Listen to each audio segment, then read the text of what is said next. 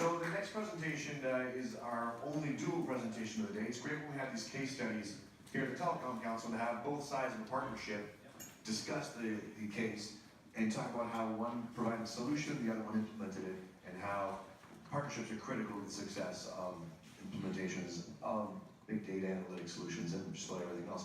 Those of you probably who've been to TC3 events, we do once a year, probably recognize this format where we have both partners come up and speak. It's great. TC3 focus heavily on that. Often it's a telco and their vendor partner talking about how the vendor and the startup solution work with the telco. So if you like that kind of thing, definitely look into attending TC3. With that, I'm going to throw it over to Terence and Pranav to tell us about Microsoft and Cask Data. Thank you. Hello everyone, thank you for having us here. Just a quick round of introductions. My name is Pranav Rastogi and I'm a product manager for the big data space at Microsoft. In particular, I'm looking after the Azure HT Insight business, which is our all-up offering for Hadoop and the technologies. And the format of this talk is sort of a joint presentation between us and Cask Data in terms of use cases that we've seen from the telco industry in general. And so we sort of highlight, how can we sort of bring an end-to-end solution together where we bring in the power of cloud from a Microsoft Azure perspective, and then how does Cask Data bring in their feature set, and together we can sort of bring this cohesive story come together.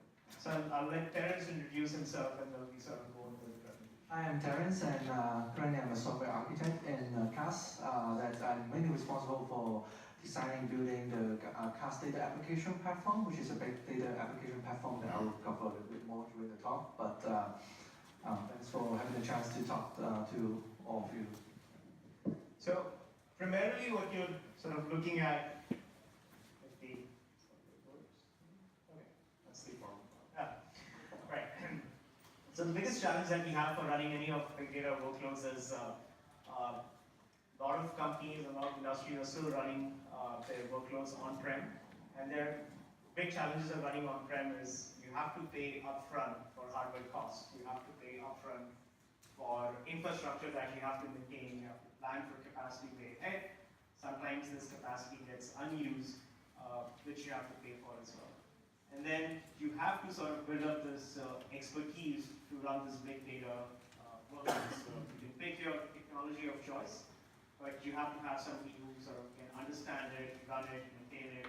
And you spend a lot of cycles sort of dealing with these infrastructure problems versus sort of focusing on your solutions that you have to have. So what we've done as part of our Azure offering is we've enabled you sort of cloud scale, so you can bring in Hadoop, which is Azure HT Insight, and you don't have to pay for any hardware cost up front. You can provision clusters, you can delete clusters, which is going to reduce your payments and going to reduce your time to market as well. It's fully compatible, it's fully 100% built on the Apache Hadoop platform. In fact, it's the Works distro that we offer. It's offered both as a Linux and a Windows offering as well. So if you are going to use any of the ecosystem tools, then you can sort of go with the Linux offering. And then what we also add on as part of the big analytical offering is we also allow you to run our server. We have machine learning, which you can now start to do sort of these predictive analytics workloads on top of here. So in a sense, what Azure allows you to do is sort of take away all the pain points of deploying and managing infrastructure, reduce time to market, and reduce your cost when you're running sort of the big data workloads in Azure. So I'll let Terence talk about the use cases and how sort of Cask Data comes in this picture. Right. So in here we just list out some of the use cases that we've seen when we are working with our partners and our customers, which is like one of the biggest telco in this state, in the United States. So these are some of the common use cases that we've seen. So for example, data lakes, which is pretty common that you want to have a centralized place for all your data so that you can do analytics or machine learning and extractions of like useful information from all the data that you collect in real time or back like from various kind of sources, right?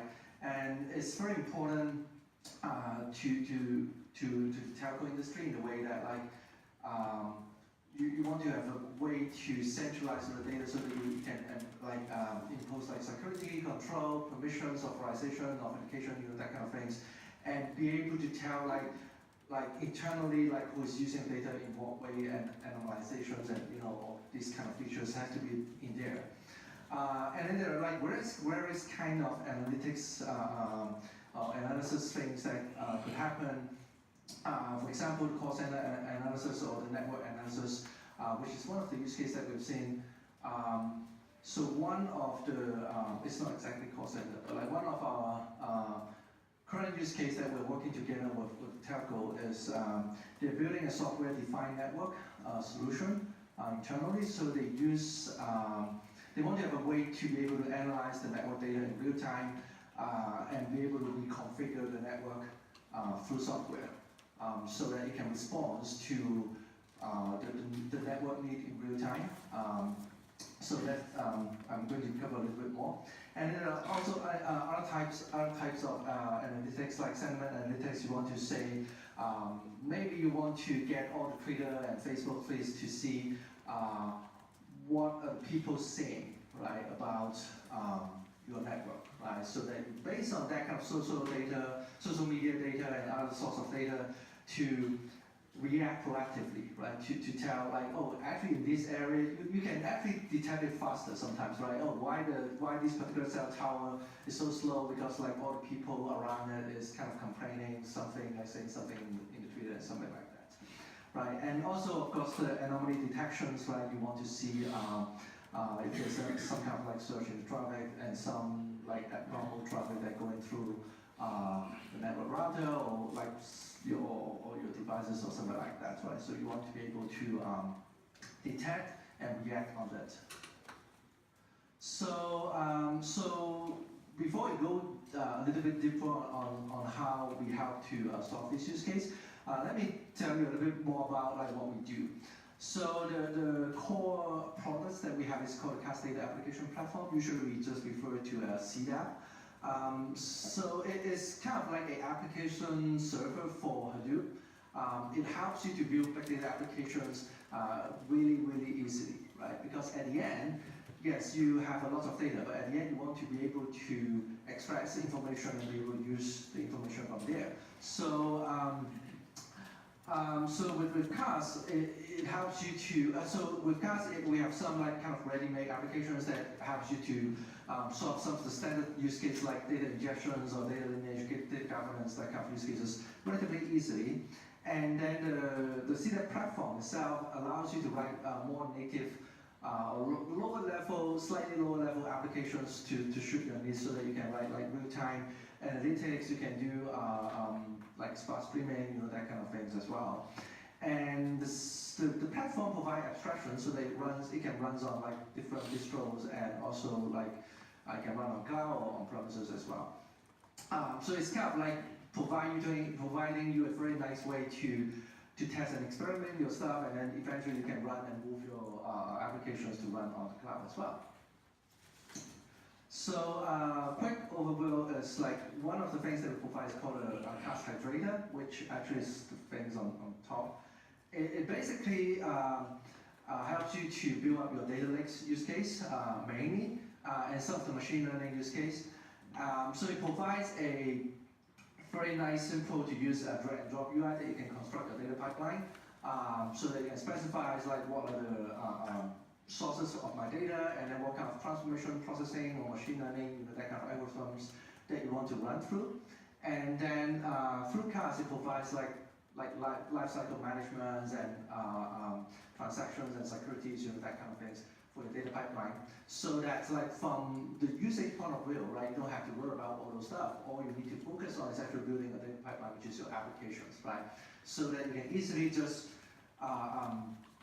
specify the source, and then you can just easily bring the data onto the cluster for further processing.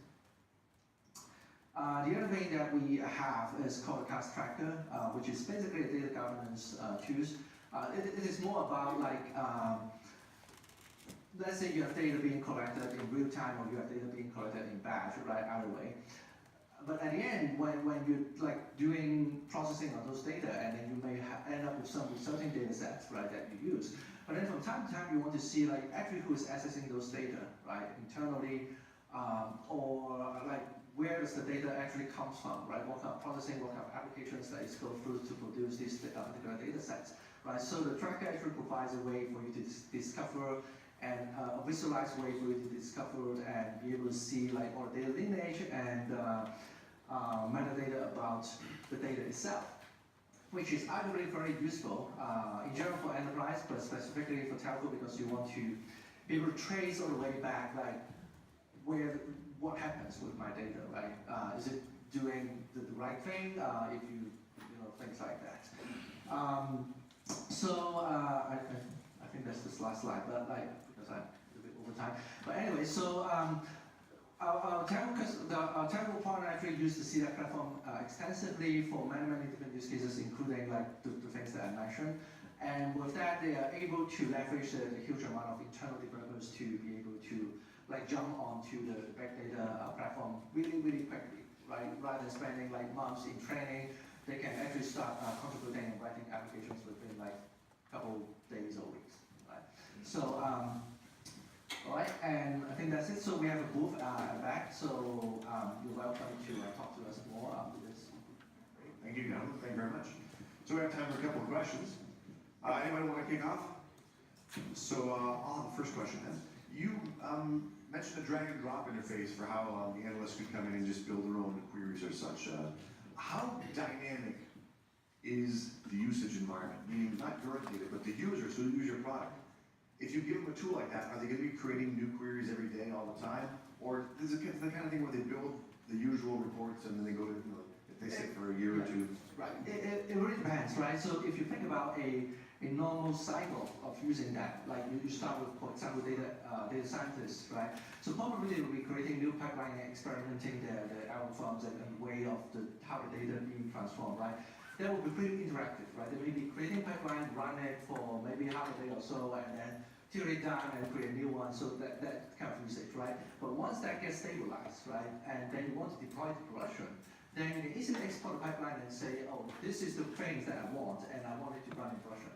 And that thing will run like maybe every day or something like that. That will be pretty stable. Because I think the environment that telcos want to get to is one where there's real-time information coming out of the network. But I think it probably also is true that to get that real-time information, and maybe I can frame this as in the form of a question for Peter. To get the real-time information on the network, does the telco itself have to have a real-time drag, you know, an analyst dragging, dropping, creating new questions? Or are you finding the system can provide those new answers more often? What do you think? And we'll go to you guys as well. Right. I mean, the hope is not, right? I mean, the hope is if you have to do that, how much extra resource is that, right? Yeah, and I guess, you know, Terrence's argument is that if they can make the tool really easy, it's fewer resources or cheaper resources, right? So what do you think, Terrence? Is it? Right, I think in general, like goes like both hand in hand, right? So yes, definitely you want things to happen in real time so that you don't have to interact with it, right? There are the real-time components to that, but then there are also offline components to it because like it helps you to actually have a holistic view of your data and be able to tune and like to modify your real-time part as well because you don't see everything in real time, so it helps, right? I think they're complementing each other. All right, last chance. Anyone else for questions? All right, thank you very much, gentlemen. Thank you.